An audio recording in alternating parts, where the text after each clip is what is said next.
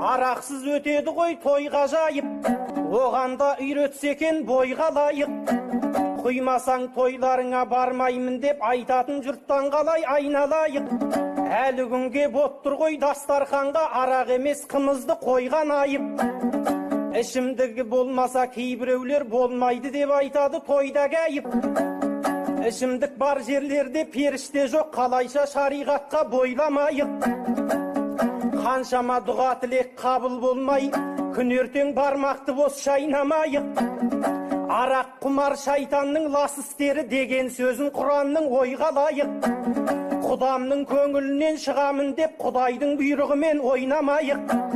Тойдағы жұтып алған 100 грамнан 1 грамм пайда жоғын ойланайық. Қымыз ішіп ет жеген нар қазақтың ұрпағы деген атқа сай болайық. Адал еткен Алланың ақ некесін арам еткен сусынмен тойламайық.